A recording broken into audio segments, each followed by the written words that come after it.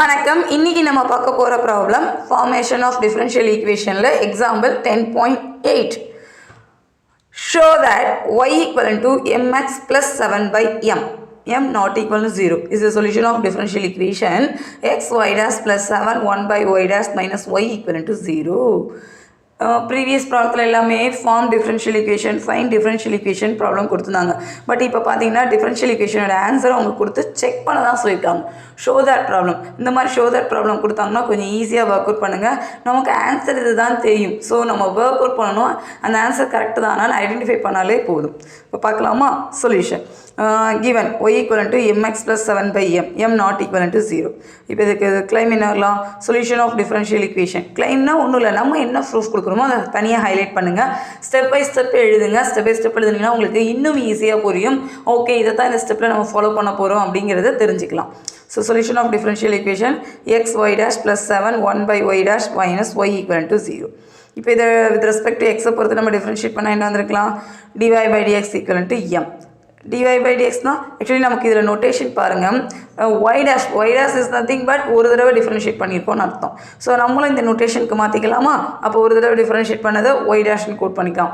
So y dash equivalent to m. This is our equation 2.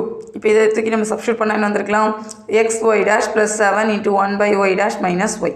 அப்போ X Y டேஷ்க்கு பதிலாக m plus 7 into 1 by m minus mx plus 7 by m. இந்த y கொஷினில் கொடுத்துருக்க result அதை அப்படியே எடுத்து எழுதிக்கலாம். இப்போ இதை மாடிஃபை பண்ணலாமா? So X into M MX போட்டுக்கலாம். 7 by m minus MX plus 7 by m. That is answer is 0.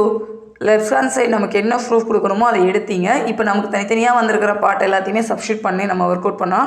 We got the answer 0. So இப்போ ஒய் டேஷ் மட்டும் தான் இந்த ப்ராப்ளத்தில் பார்த்துருந்தோம். நமக்கு ஆன்சர் எக்ஸிஸ்ட் ஆகிறதுனால x y dash plus 7 1 by y dash minus y equal to 0. Hence the claim.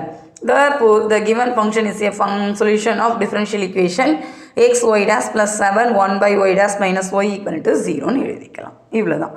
So இந்த மாதிரி ஃபார்மேஷன் ஆஃப் டிஃபரன்ஷியல் ஈக்குவேஷன் நீங்கள் கஷ்டம் ரொம்ப டஃப்பாக இருக்கும் அப்படின்னு நினைக்காதீங்க. வித்தின் 2 to 3 லைன்ஸில் நமக்கு ஆன்சர் கிடைக்கும். மேக்ஸிமம் எப்பயுமே நம்ம கஷ்டம்னு நினைக்கிற ப்ராப்ளம் நமக்கு ஈஸியான சொல்யூஷனை தான் கொடுக்கும். ஸோ இந்த மாதிரி டிஃபரன்ஷியல் ஈக்குவேஷன் பேட்டர்னில் நீங்கள் டோட்டலாகவே அவாய்ட் பண்ணுவீங்க ஸ்டூடெண்ட்ஸ். அதை விட்டுட்டு ஒரு தடவை என்ன கொடுத்துருக்காங்க, நம்ம என்ன ப்ரூஃப் பார்க்கணும் அப்படின்னு தெரிஞ்சுக்கிட்டிங்கன்னா இந்த மாதிரி ப்ராப்ளம் இவ்வளோதானா அப்படிங்கிற அளவுக்கு தான் நீங்கள் சொல்கிற மாதிரி இருக்கும். ஸோ என்ன கொடுத்துருக்காங்க, அதுக்கு நம்ம என்ன ரிசல்ட் கொண்டு வரணும். ஸோ ஒய் டேஷ் மட்டும் வேல்யூ தேவை. ஒய் டேஷ் எப்படி பார்க்குறது? ஒரு தடவை டிஃப்ரென்ஷியேட் பண்ணால் போதும். ஸோ டிஃப்ரென்ஷியேட் பண்ணால் எம் கிடைக்கும். நமக்கு இந்த ரிசல்ட்டு 0ன்னு கொடுக்கணும். ஸோ இதை எழுதி செக் பண்ணிங்கனாலே போதும். நம்மளுடைய ரிசல்ட்டு கரெக்டாக 0 தான் செக் பண்ணாலே போதும்.